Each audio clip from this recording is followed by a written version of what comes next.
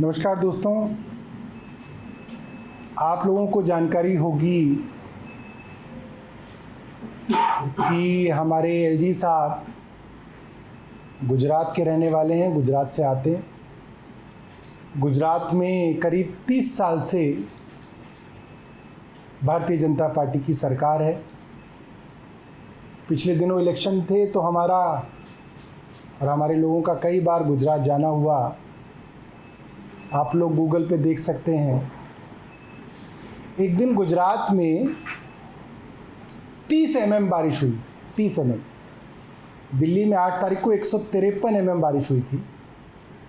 30 mm बारिश को गुजरात झेल नहीं पाया।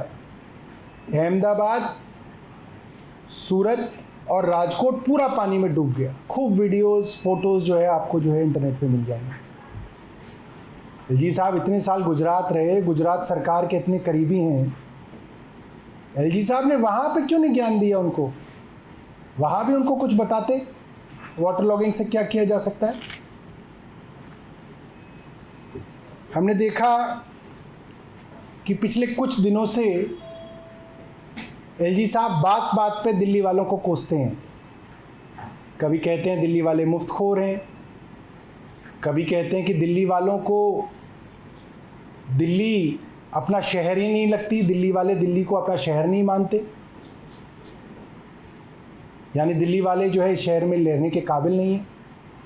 एलजी साहब जो गुजरात से आए हैं वो काबिल हैं यहाँ पे।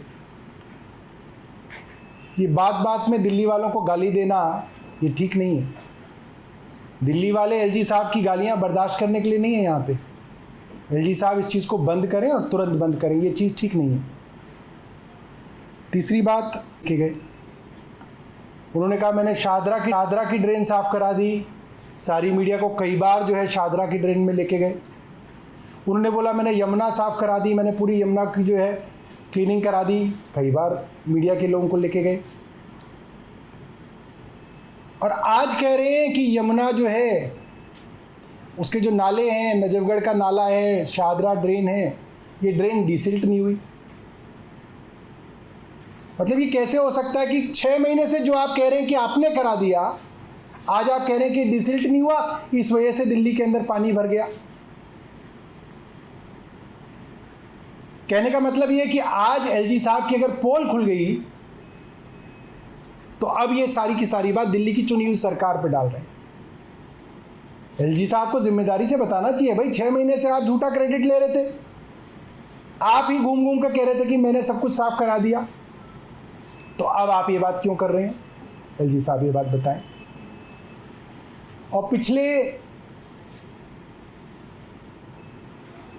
कुछ महीनों से ये बात बिल्कुल साफ है कि एलजी साहब के चहेते अफसर, जो चहेते एलजी साहब के आईएएस अधिकारी हैं, उन्होंने कोई कसर नहीं छोड़ी दिल्ली सरकार के कामों को रोकने में।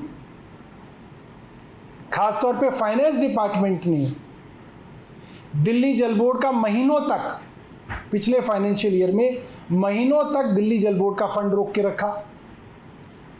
दिल्ली जल बोर्ड का फंड कम कर दिया। कम करने के बाद जो देना था वो भी नहीं दिया। इतना कम दिया कि पिछले साल ही दिल्ली जल बोर्ड के ऊपर करीब 850 करोड़ की देनदारी है। कि पिछले साल इतना कम फंड दिया दिल्ली जल बोर्ड को कि 850 करोड़ रुपए दिल्ली जल बोर्ड को देने हैं, अपने वेंडर्स को, ठेकेदारों को। इस साल का फंड इतना लेट दिया और इतना कम दिया कि जितना पैसा दिया वो पुरानी जो देनदारी है उसके अंदर खर्च हो गया।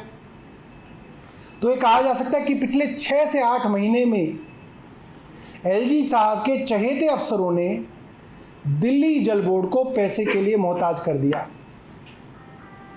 जानबूझ के दिल्ली जल बोर्ड को ठप करने के लिए ये साजिश की जा रही है। एलजी साहब बताएं क्यों करी जा रही है साजिश? हेल्थ डिपार्टमेंट के अंदर, जो सरकारी अस्पतालों के अंदर जो लड़के ओपीडी की कार्ड बनाते थे, जिनको डेटा एंट्री ऑपरेटर कहते हैं, ओपीडी काउंटर्स पे, एब्रप्टली उन ओपीडी काउंटर्स के ऊपर बैठने वाले लड़कों को निकाल दिया गया ताकि दिल्ली के सारी सरकारी जो अस्पताल हैं वो ठप हो जाएं। मोहल्ला क्लिनिक के अंदर जो डॉक्टरों को मेहनताना दिया जाता है वो बंद कर दिया गया ताकि मोहल्ला क्लिनिक ठप हो जाए। दिल्ली सरकार जिन टेस्ट और जिन सर्जिकल प्रोसीजर्स के लिए प्राइवेट हॉस्पिटल्स या प्राइवेट लैब्स में रेफ़र करती है, जहाँ पे गरीब लोगों का, आम लोगों का मुफ्त टेस्ट हो जाता है, उन लेबोरेटरीज़ के पैसे बंद कर दिए ताकि ये मुफ्त टेस्ट की सेवाएं बंद हो जाएं। ये भी एलजी साहब के चहेते अफसरों के कहने पे हुआ। बुजुर्गों की पेंशनें तक पेंशन जो है वो फाइनेंस डिपार्टमेंट ने और कुछ सोशल वेलफेयर डिपार्टमेंट के अधिकारियों ने मिलकर रोक दी।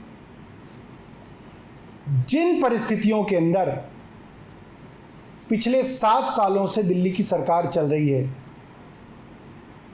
और इन सब समस्याओं के बावजूद दिल्ली सरकार जो काम करके दिखा पा रही है, मुझे लगता है कि दिल्ली सरकार के कामकाज के ऊपर रिसर्च होनी चाहिए कि इन सब चीज़ों के बावजूद भी, इन सब षड्यंत्रों के बावजूद भी दिल्ली सरकार दिल्ली के लोगों के लिए काम कर रही है। और आज इस दुख की घड़ी में जब सब सरकारें एक दूसरे की मदद करना चाह रही हैं, उत्तराखंड में त्रासदी है, हिमाचल के अंदर लोग मर गए, जम्मू कश्मीर के अंदर समस्या है, लद्दाख के अंदर समस्या है, हिमाचल के अंदर मंत्री अपने घर तक नाव पे जा रहे हैं अनिल विज। ऐसे समय में एलजी साहब एक बहुत ही छोटी राजनीति करने के लिए आज दिल्ली की सड़कों पे उतरे, ये बहुत दुख की बात है और दिल्ली वाले इस बात से बहुत दुखी हैं।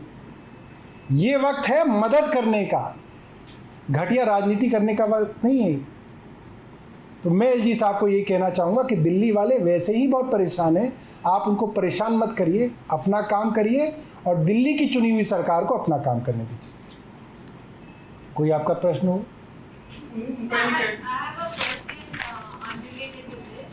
No, first we'll take related questions. उनका ये कहना था कि डिफिकल्टी में समय पे हुई पूरी होती प्रकृति बता सकते नहीं ऐसी आपदा आ रही है, तो इसका किस तरीके से निवारण हो सकता था, पानी जमा नहीं होता। अरे हम तो यही कह रहे हैं, नाले नाले घूम रहे थे एलजी साहब पिछले 6 महीने से, और आप लोगों को लेके जाते थे और फिर प्रेस रिलीज देते थे कि मैंने ये नाला साफ करा दिया, मैंने ये नाला साफ करा दिया। ये सवाल तो एलजी साहब से ही है। मतलब ये कैसे हो सकता है कि एलजी साहब की पोल खुल गई और एलजी साहब ही जो है आप दूसरे के ऊपर दोष डाल रहे हैं। आप बता दीजिए, एलजी साहब नहीं लेके गए आपको नजफगढ़ नाले? नजफगढ़ नाले पे वो लेके गए, यमुना में वो लेके गए, शादरी नाले पे वो लेके गए। उन्होंने बोला मैंने सारे नाले जो है ट्रैप करा दिए, सब जगह मैंने डिसिल्टिंग करा दी। आप ही लोगों को तो ले जा रहे थे वो। एलजी साहब बताएं कि डिसिल्टिंग जो उन्होंने कराई थी वो कहाँ गई? ये तो एलजी साहब की पोल खुल गई आज। दिल्ली में क्या तैयारी है? काफी हालांकि अभी बारिश नहीं हो रही है, लेकिन तैयारियों के बारे में थोड़ा सा जानकारी दीजिए। देखिए, जो अभी हमारे पास ट्रेंड है वो ये है कि करीब 369 क्यूसेक गति से पानी छोड़ा जा रहा है। क्यूसेक का मतलब ये है 369 क्यूबिक फुट पर सेकंड पानी छोड़ा जा रहा है, जो कि काफ़ी ज़्यादा है। ये ट्रेंड कल रात से बढ़ रहा है। सुबह 9 बजे करीब 220 क्यूसेक के करीब पानी छोड़ा जा रहा था हरियाणा से, अब 369 है। और बताया जा रहा है, हरियाणा से जो हमें बताया गया, ये बताया गया है कि हिमाचल में सोलन और शिमला से काफ़ी पानी छोड़ा गया है, क्योंकि वहाँ पे बहुत पानी हो रहा है, बहुत बरसात हो रही है। और वो पानी भी अब हरियाणा के हथनीकुंड के रास्ते दिल्ली आएगा और हो सकता है ये 5 लाख क्यूसेक तक पानी दिल्ली में पहुंचे। अभी जो मैंने आपको बताया 3,69,000 क्यूसेक की गति से पानी जो है दिल्ली में छोड़ा जा रहा है।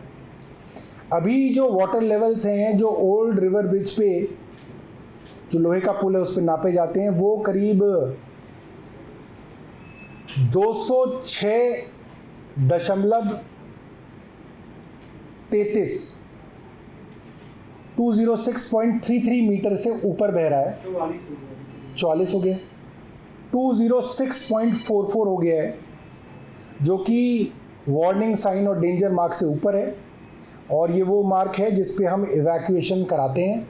और सभी ज़िलों में जो 6 प्रभावित रेवेन्यू डिस्ट्रिक्ट्स हैं हमारे। North Shahdara district, north east district, east district, central district और साउथ ईस्ट डिस्ट्रिक्ट। इसके अंदर इवैक्यूएशन की कार्रवाई चल रही है।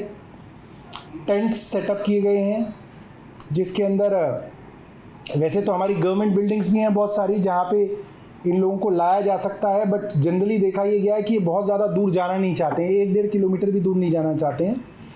ये चाहते हैं कि ये जो नदी के किनारे ही इनके टेंट्स लगाए जाएं, क्योंकि इनके खेती वेती भी वहाँ पे होती है। तो ये टेंट सेटअप करने का काम चल रहा है। सबसे ज़्यादा जो टेंट सेटअप हो रहे हैं वो ईस्ट डिस्ट्रिक्ट के अंदर हो रहे हैं। गीता कॉलोनी और LM बंड इसके आसपास का इलाका है। यहाँ पे करीब 1713 टेंट्स सेटअप हो रहे हैं। हथनी कुंड बैराज के आसपास का जो नॉर्थ ईस्ट डिस्ट्रिक्ट का है, मदनपुर खादर, सोनिया विहार, गढ़ी मांडू, उस्मानपुर, यहाँ पे करीब 280 टेंट्स सेटअप हो रहे हैं। नॉर्थ ईस्ट डिस्ट्रिक्ट के अंदर मैंने आपको बता दिया 280। शादरा डिस्ट्रिक्ट के अंदर कम एरिया है, जनरली गांधीनगर के आसपास का एरिया है, इसमें 170 टेंट्स सेटअप हो रहे हैं। नॉर्थ डिस्ट्रिक्ट में पल्ला, कुलकपुर, झंगोला, सुंगेरपुर, मोहम्मदपुर, रमज़ानपुर, हिरंकी के आसपास करीब 80 लोग जो है विस्थापित किए हैं। बहुत कम लोग हैं वहाँ पे करीब टेंट से कुछ हॉल्स बनाए गए हैं। सेंट्रल डिस्ट्रिक्ट के अंदर बेला विलेज, यमुना बाज़ार, बुराड़ी, जगतपुर के आसपास 150 टेंट सेटअप हो रहे हैं। साउथ ईस्ट डिस्ट्रिक्ट के अंदर धोबी घाट, खिजराबाद और विश्वकर्मा कॉलोनी में 384 टेंट्स सेटअप करने की प्रक्रिया चल रही है। टेंट्स के अंदर खाना आदि भी सरकार द्वारा दिया जाएगा। बारिश अगर होती है, बारिश अगर होती है, I have told North District 80, North Districts 2 halls 4 rooms, Shadra District 170 tents, North East District 280 tents, East District 1713 tents 1713, Central District 150 tents, South East District 384 tents. Sir ये तो उन लोगों के लिए हो गए जो नदी के किनारे हैं या आसपास हैं। दिल्ली शहर के भीतर बारिश अगर होती है और बहुत तेज फिर से होती है, तो अब जलभराव ना हो इसके लिए आप क्या कदम उठाएंगे? क्योंकि राजनीति तो हो रही है इसको लेकर, बीजेपी कांग्रेस आप पे अटैक कर रही है, बट दिल्ली में पानी ना भरे इसके लिए अब आपकी क्या कोशिश है?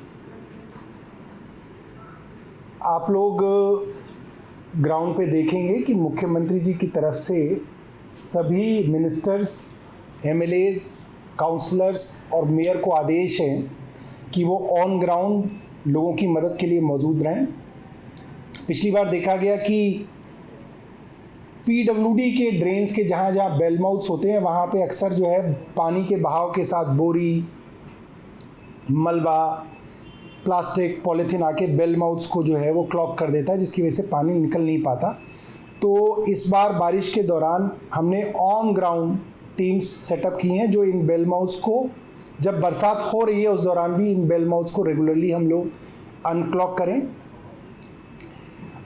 करीब 100 नए मोबाइल पंप्स सेटअप किए गए हैं। जहाँ जहाँ नए वल्नरेबल पॉइंट्स देखे गए हैं वहाँ पे उन मोबाइल पंप्स को सेटअप किया जाएगा। और कल से लेकर आज तक भी बहुत जगह पे सुपर सकर्स और रिसाइकलर मशीन्स को जल बोर्ड और PWD की तरफ से जो है इंस्टॉल किया गया है, ताकि जहाँ जहाँ पे भी ड्रेन्स के अंदर सिल्ट है उसको निकाला जाए। अभी जब हम बात करें तो भी कई जगह पे डिसिल्टिंग का काम जो है लगातार जो है चल रहा है। जहाँ जहाँ सड़कों पे पॉट होल्स बन गए हैं वहाँ बोला गया कि टेम्परेरीली उनको भर के मोटरेबल कर दिया जाए। अभी सड़क तो नहीं बन सकती है उनकी, but they have to be made motorable. इसी में कंडीशन है इसमें GK2 में सुबह सावित्री सिनेमा के पास एक सड़क धंसी थी और करीब 9 बजे खबर हमें मिली थी और आई थिंक वहाँ पे तुरंत ही PWD जल बोर्ड के अधिकारी पहुँच गए थे। उन्होंने पूरे का पूरा जहाँ पे क्रेटर हुआ था उस सड़क को दोबारा से जो है मोटरेबल कर दिया है। इसमें कंडीशन है Delhi for the past 10 days Delhi is witnessing several cave-ins, craters being coming up in roads, including the parts of the Lutyens zone. Today it happened near India Gate. what is being done by the Delhi government to fix the responsibility, because this is not only creating inconvenience, it is causing major threat perception to the commuters as well.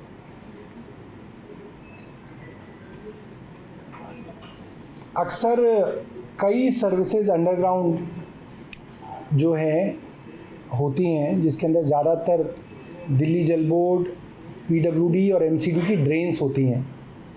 अक्सर ये देखा गया कि कई बार जो drains obsolete हो जाती हैं, उनकी जगह नई ड्रेन्स बन जाती हैं, बट जो ऑब्सलीट ड्रेन्स हैं they still remain under the road. और जब बहुत बारिश होती है तो अक्सर क्या है, जो मिट्टी है वो स्लरी बन के इन ऑब्सलीट ड्रेन्स या ऑब्सलीट पाइपलाइंस के अंदर से जो है बह जाती है, क्योंकि अब बड़ी मात्रा में मिट्टी स्लरी बन के बह गई एक ऑब्सलीट ड्रेन से आगे, तो वहाँ पे डिस्प्लेसमेंट हो जाता है। और जैसे ही कोई भारी व्हीकल उसके ऊपर आएगा तो जो सड़क की परत है जो ऊपर ऊपर दिख रही है और नीचे से हॉलो है, वो बैठ जाती है। तो we have asked all these departments, specially Jal board, PWD and MCD, to do a kind of a safety audit about all such obsolete services which have been abandoned in the past but still exist. They will be audited. Sir, आज NGT के जो high power committee बनाई गई थी यमुना को लेकर, उस पर स्टे मिल गया है। आप लोग गए थे कोर्ट में और उस पर स्टे मिल गया। देखिए, LG साहब के जो पूरा का पूरा इनका स्टाइल ऑफ वर्किंग है वो कॉन्ट्राडिक्टरी है। अब वो कॉन्ट्राडिक्टरी क्यों है, आप इसको समझिए। मेधा पाटकर इनके ऊपर मुकदमा करती हैं तो ये कहती हैं कि भाई मैं तो LG हूं, मेरे ऊपर तो मुकदमा ही नहीं हो सकता क्योंकि मैं LG हूं। दूसरी तरफ ये NGT से ये कहते हैं कि मेरे को एग्जीक्यूटिव पावर दे दी जाए, मैं उनको एंजॉय करता हूं। आपके पास पावर हो ही नहीं सकती अगर आपकी अकाउंटेबिलिटी नहीं है। आप इस बात को समझिए, राष्ट्रपति और गवर्नर्स को ये इम्यूनिटी इसलिए दी गई क्योंकि उनके पास कोई एग्जीक्यूटिव पावर नहीं है, they are just rubber stamp, इसलिए उनको इम्यूनिटी दी गई। जब आप एग्जीक्यूटिव पावर्स को एंजॉय करते हो, जब आप ये निर्णय लेते हो कि इस अफसर को हटा दो, इसको लगा दो, ये काम इतने करोड़ का कर दो, ये काम इतने करोड़ का मत करो, तो आपकी जवाबदेही तो होगी कि आपने जो डिसीजन लिया, अगर वो डिसीजन गलत है तो उसके ऊपर आपसे प्रश्न पूछे जाएंगे, आपका उत्तरदायित्व होगा। LG साहब से इसीलिए कोर्ट ने ये पावर ले ली क्योंकि LG साहब ये क्लेम करते हैं गुजरात में कि मेरे को इम्यूनिटी है, मेरी अकाउंटेबिलिटी नहीं है। तो जब अकाउंटेबिलिटी नहीं है तो LG साहब को कोई हक नहीं है दिल्ली जल board, irrigation flood control, environment department, DSIDC, जिन सब डिपार्टमेंट्स को आदेश देना LG साहब और LG साहब के अधिकारियों ने शुरू कर दिया था। देश की सबसे बड़ी अदालत ने कहा कि आपके पास ऐसा कोई हक नहीं था। तो ये एक बहुत बड़ा, मुझे लगता है, मैसेज है सुप्रीम कोर्ट की तरफ से LG साहब को और उन सब अफसरों को जो LG साहब के आदेश पे ये गैर कानूनी काम कर रहे थे, उन्हें नहीं करने चाहिए थे। I have a question. When do you think the threat is going to be over for Delhi? Like when do you think people will go back to their houses? And You can go back to your house. For those people who are building tents after evacuation. अच्छा, ये actually it is not much dependent on the rains which are happening in Delhi. Levels of Yamuna are not rising because of the water which we are getting in Delhi, not because of this 153 mm rain. The levels of Yamuna are rising because the water which is coming from Haryana. Now this water is also not being generated only in Haryana, this is generated in Uttarakhand, Himachal and other northern states. So it depends on the climatic conditions. I don't think they have much choice but to release water. But depending on the forecast, what Central Water Commission has advised is that the trends are rising. So they are supposed to rise.